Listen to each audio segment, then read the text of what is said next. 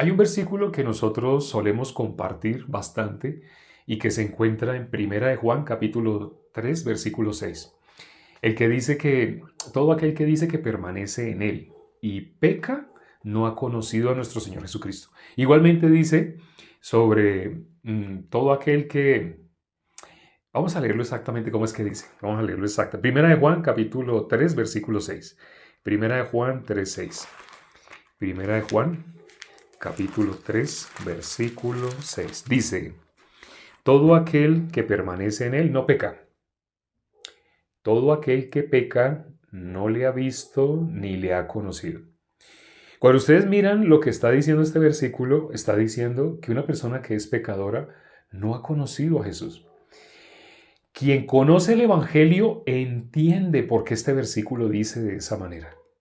Porque conocer a Jesús, ¿qué es? Haber sido libre del pecado.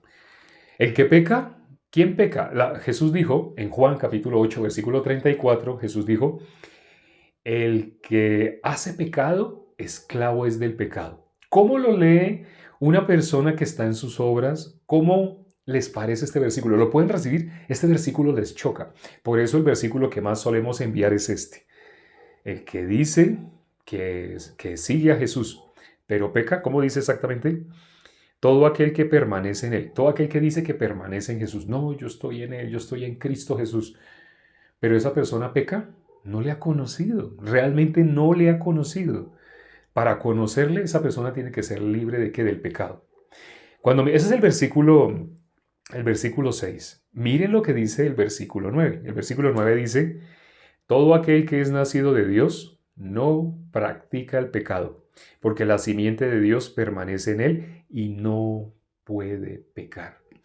Dese en cuenta que aquí aparece una expresión al principio. Dice, no practica el pecado. Cuando ustedes miran el original, sí, en este versículo aparece una frase que dice, no practica el pecado. Aquí en este versículo aparece, es el versículo 9. Y ustedes la pueden ver en griego. Aparece esa frase que dice, no practica el pecado. Sí, está bien. Al principio de ese versículo dice así. Al final de ese versículo dice, no puede pecar.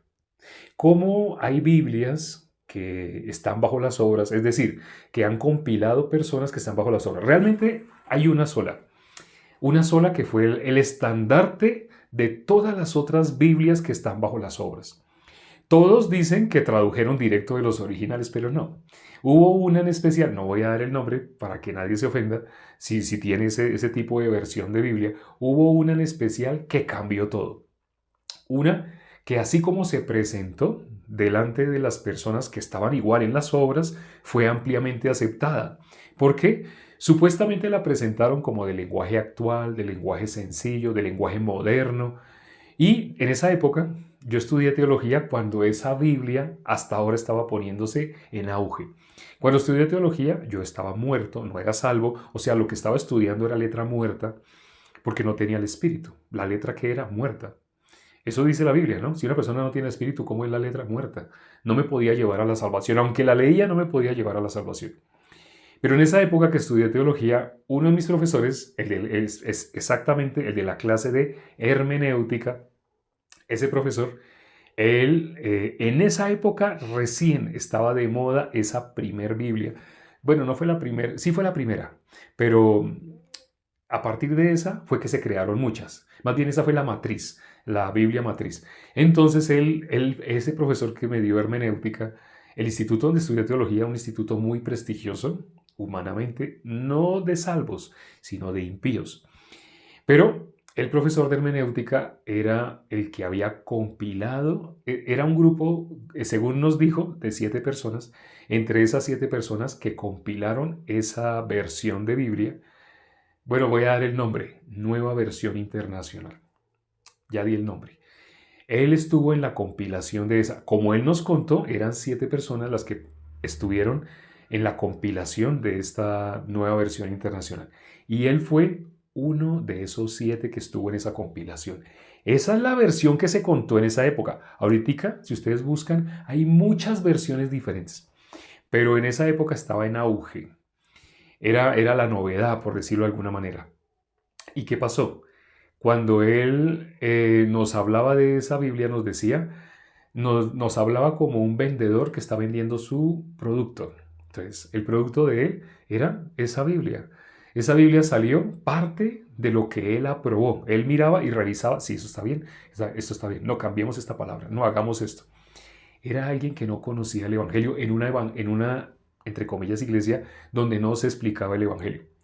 Pero él, participando así, pues él como me hablaba, él hablaba de que solamente en esa época decía que es que el lenguaje que está acá ya está desactualizado. Hasta ese momento solo se decía eso, que es que el lenguaje de la Reina Valera 60 está desactualizado, pero entonces para que sea más entendible, entonces se tuvo que usar un lenguaje más acorde a esta época, así. Pues con muchas palabras hablaba y nos colocaba ejemplos y decía, mire este versículo y mírelo cómo está en la nueva versión internacional. ¿No es más entendible? ¿Qué decíamos todos? Sí, claro, así. Yo también pensaba igual, sí, por supuesto. Así. Ahí faltaba tiempo para que yo leyera el libro de Rick Warren de Una vida con propósito. Un libro que está dividido en 40 episodios donde él dijo que había usado 16 versiones diferentes de Biblia. Entre esas, la principal que nombró versión internacional. Y dijo que él usó esas 16 versiones para enriquecer el vocabulario de su libro. Pero realmente, cuando empecé a leer algunos versículos, yo me los había aprendido inicialmente en la Reina Valera 60. Pero entonces cuando empecé a leer algunos versículos, noté que eran diferentes a como yo me los sabía. Por lo que me había enseñado mi profesor de hermenéutica, pues yo ya ponía en duda la Reina Valera 60. Porque esa enseñanza era para que yo pusiera en duda, para que todos pusiéramos en duda o desecháramos la Reina Valera 60. Entonces ya yo la puse en duda, pero entonces, como son dos versiones diferentes, leí otra, todas estaban yendo por una misma corriente, pero la Reina Valera era la única que se veía diferente a todas esas otras que usó Rick Warren.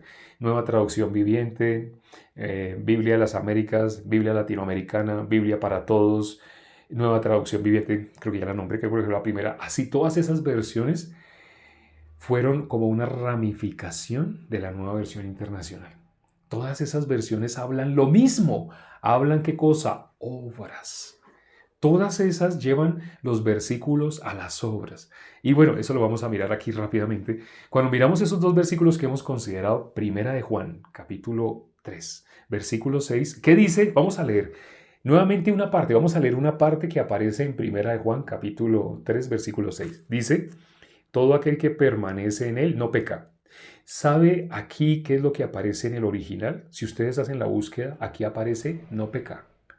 El original dice no peca. Ahora, si buscan el original no en línea, porque en línea ya han cambiado incluso lo que dice el original lo han cambiado. Si ustedes buscan libros, ojalá en biblioteca, se darán cuenta que aquí donde dice todo aquel que permanece en él no peca. Así dice, no peca. Pero ¿sabe qué frase colocan acá? ¿Sabe qué frase colocan? La frase que está 3 versículos más adelante. ¿Qué frase está 3 versículos más adelante? Todo aquel que es nacido de Dios no practica el pecado. Esa parte la pueden entender si la leen desde las obras. Porque practicar, ¿cómo lo podría una persona que está bajo las obras, cómo entendería no practica el pecado? Ah, pues que no, que evita, se esfuerza para no mentir, se esfuerza para no fumar, se esfuerza y procura y hace pacto y hace ayuno para no volver a tomar licor, para no volver a hacer esto, para no... En ese sentido es que entienden, no practica el pecado. Así no significa. Ahí mismo lo podemos ver. Pero bueno, esa palabra, esa frase que dice no practica, que aparece en el versículo 9, esa frase, ¿sabe dónde la metieron? En el versículo 6. En el versículo 6, donde dice todo aquel que permanece en él no peca, si ustedes miran los originales, la palabra que está en griego, lo que le digo, originales, no confíen en línea, ya no confíen en nada digital, porque todo lo que está digital ya ha sido acomodado.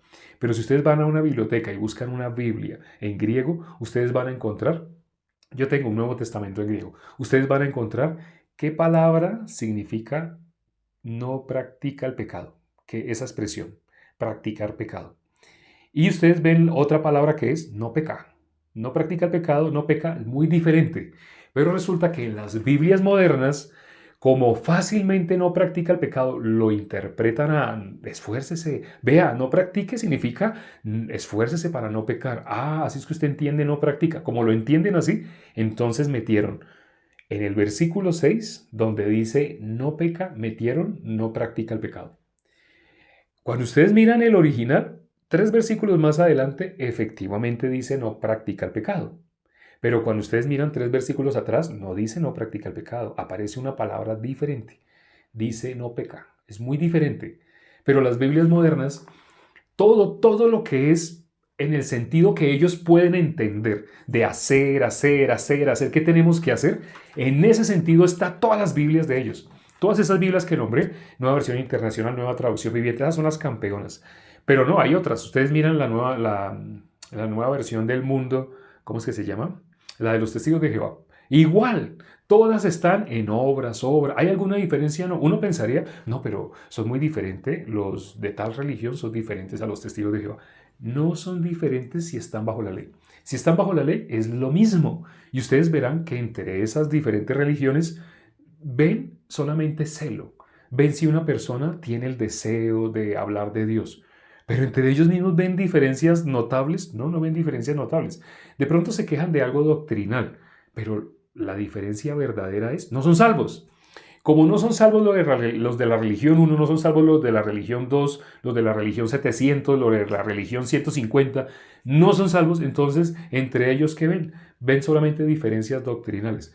Pero la verdad es, no son salvos. Por eso no ven nada raro entre ellos y no se necesitan perseguir. No necesitan, no se persiguen entre ellos. ¿A quién persiguen? Hay alguien que sí van a ver raro. Hay alguien que sí van a ver como enemigo. ¿A quién? Lo están viendo ustedes en este momento. A mí sí me van a perseguir y lo están haciendo. Algunos ya saben, he recibido amenazas de muerte, me han mandado sicario. Dios ha impedido, hasta este momento Dios ha impedido, porque no sé cuántas personas más van a recibir la salvación. Y hasta que este evangelio no sea anunciado en todo el mundo, porque ya se acerca el tiempo final, será después del 2033, eso se los puedo asegurar. Ya lo hemos explicado porque no hay fecha, nadie conoce la fecha. Y lo que acabo de decir, hasta ahí lo dije y no lo voy a repetir, pero se acerca. El tiempo está muy, muy cerca. Entonces nos queda poco tiempo para que este evangelio sea anunciado por todo el mundo. Tenemos que meternos, no sé, en los algoritmos de las diferentes redes sociales para que este evangelio llegue a todo el mundo. ¿Nos van a odiar? Sí, nos van a odiar, porque nosotros sí somos diferentes a todos los otros son un solo paquete. No están en la gracia, están en las obras. Por eso las Biblias de ellos están torcidas hacia las obras. Aquí en el capítulo que consideramos el día de hoy de Isaías, fue el capítulo 56, ¿no?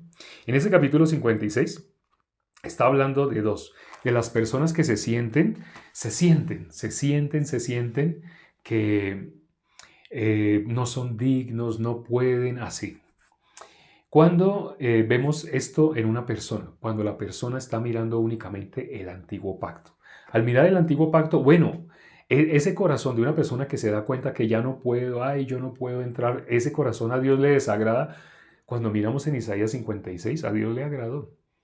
Y le dice, no diga al eunuco así, no diga al extranjero así. Está hablando de las personas en las cuales la ley ha cumplido su función. Porque las personas que son impermeables a la función de la ley, esas personas esquivan la ley. La ley dice de una manera, ellos quieren hacer de otra. Cuando, por ejemplo, en los hogares vemos, hay dos posiciones opuestas, ¿no? Normalmente el esposo y la esposa, ¿qué representan? Representa a nuestro Señor Jesucristo, el esposo, y la esposa a la iglesia. Pero ¿qué vemos normalmente en las parejas? Hay hermanos que me han escrito, ya hermanos salvos, que me han escrito cómo están que se separan de sus esposas. Algunos han considerado el divorcio, pero no lo han ejecutado. Y algunos me dicen que la esposa ya no los quiere ver, la esposa ya no los soporta, la esposa los odia, la esposa habla mal de ellos.